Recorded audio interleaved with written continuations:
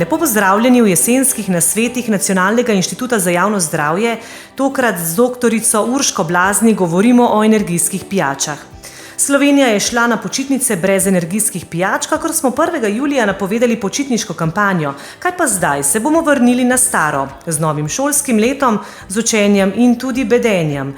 Ali so šolske obveznosti, torej učenje pozno v noč, res pravi razlog za mlade, ki pijejo energijske pijače?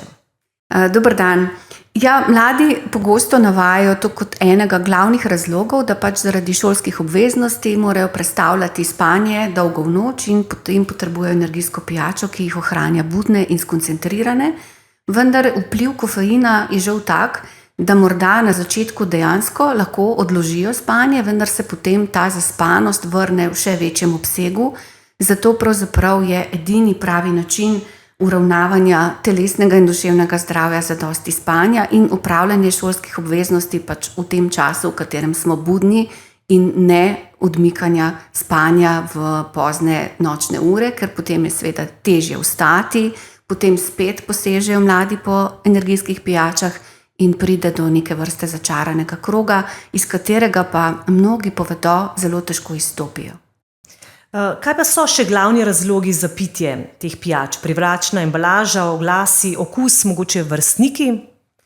Ja, vse to, kar ste našteli, mladi povedo, da je tudi cena tista, ki jih vleče, in pa seveda razpoložljivost in dostopnost energijskih pijač, ker pravzaprav gredo v prvo bližnjo trgovino v okolici šole in tam jih pričakajo energijske pijače, skupaj s kakšnimi sendviči, kot da bi bilo to pravzaprav čisto nekaj najbolj običajnega, pa seveda ni. Energijske pijače tudi ne hidrirajo, se pravi, z njimi ne vnašamo tekočino, kvečjemu nasprotno, nas dehidrirajo in delajo še bolj utrujene. Najbrž fantje prednjačijo po pitju teh pijač. Kako je z dekleti? Res je, po naših raziskavah fantje v višjem odstotku kot dekleta pijejo energijske pijače, najbrž tudi v večjih količinah, kar je tudi primerljivo s podobnimi raziskavami v svetu. Kar pa je zaskrbljujoče in kar smo ugotovili v naših raziskavah, pa da se povečuje uživanje energijskih pijač pri dekletih, 11-letnih že, in da te lahko že prehitijo fante. Kaj pa so razlogi za to? Ta podatek nas ni presenetil, zato ker smo že spremljali oglaševanje energijskih pijač, proizvajalcev energijskih pijač, ki so se iz drznih adrenalinskih fantov preusmerili na drzna adrenalinska dekleta. Kdaj ponavadi ali najbolj zgodaj začnejo s pitjem? Ali to počnejo na skrivaj ali jim tudi starši kdaj kupijo pločevinko? Mi v bistvu z raziskavami spremljamo populacijo od 11 let naprej, ampak kot nam povedo številni zaposleni v šolah, da pravzaprav po energijskih pijačah posegajo že v prvi triadi, in tukaj pa dejansko velika odgovornost staršev in tudi otroci sami povedo, da jim jih kupijo starši, da so na voljo v domačem hladilniku. Zakaj menite, da je tako? Starši morda se ne zavedajo te škodljivosti? Jaz mislim, da se starši dejansko ne zavedajo te škodljivosti oziroma se sploh ne zavedajo, da energijske pijače niso običajne brezalkoholne pijače, čeprav jih se seveda na tak način tržijo in jih tudi najdemo na podobnih policah, in pravzaprav verjetno ne vedo, kaj so otroku kupili. Zdaj pa morda najpomembnejše vprašanje oziroma najpomembnejši odgovor vsem staršem, zakaj mladi tega ne bi smeli piti, kaj vse vsebuje pločevinka energijske pijače? Mi v bistvu zelo na kratko rečemo, da energijske pijače, da niti ena od sestavin ni primerna za mlade in otroke. Kaj pravzaprav energijska pijača je? To je neka zmes kemikalij, med katerimi je seveda zelo pomemben sladkor. Sladkorja je v energijskih pijačah največ izmed vseh brezalkoholnih pijač. Potem seveda sledijo različna poživila. Ob tem povemo še, da ima skoraj vsaka energijska pijača svojo sestro, ki je brez sladkorja, tako imenovana light varianta, ki vsebuje umetna sladila.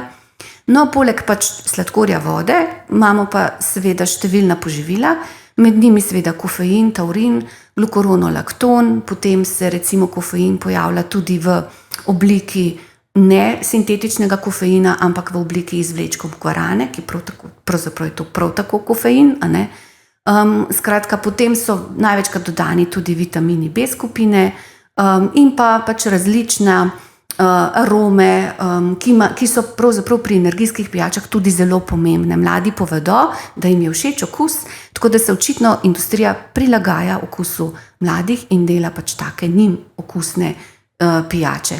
Skratka, zmes nekih kemikalij, ki se igra s otrokovimi možgani. In kaj vse to, torej poleg možganov, lahko povzroči v mladem telesu?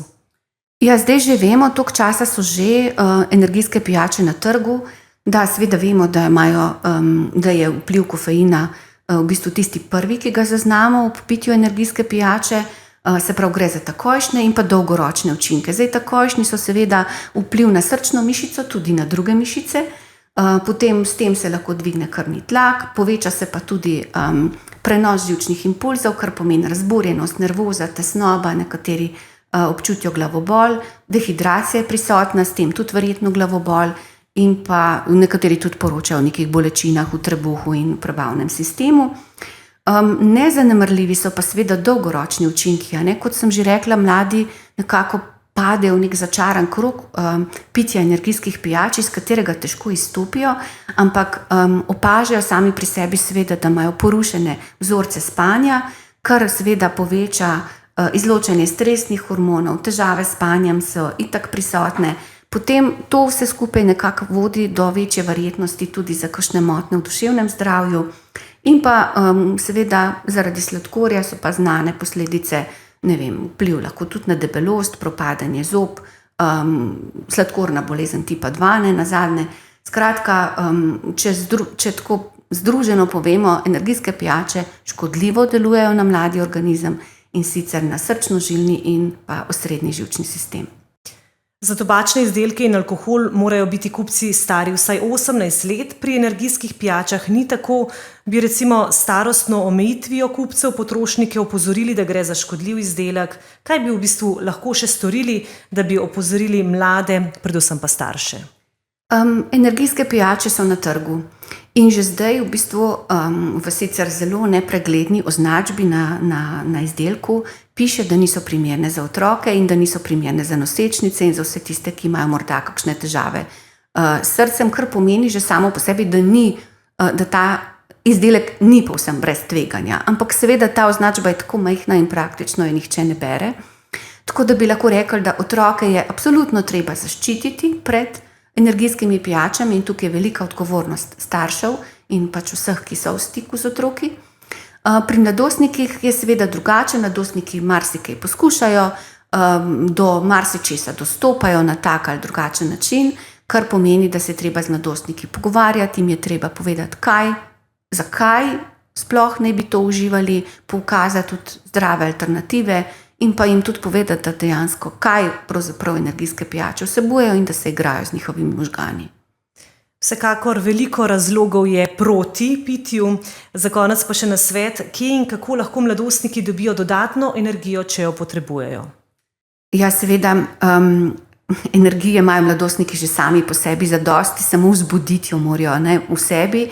In imamo nek dnevni krog za zdravo energijo, bi lahko rekli, in to je sigurno najprej prehrana zdrava, raznolika, uravnotežena, potem telesna dejavnost. Telesna dejavnost je odličen vir energije, urejeno spanje, nujno potrebno, hidracija, se pravi zadosti pitja tekočin, narediti kaj za svoje dobro počutje, se sproščati in pa seveda se izogibati tudi drugim tveganim vedenjem, ker kaj pogosto opažamo tudi to, da tisti, ki pogosto pijo energijske pijače, pogosteje posegajo tudi po alkoholnih pijačah, skratka, da se ta tvegana vedenja potem kar seštevajo, ne, najbrž še kaj drugega tudi.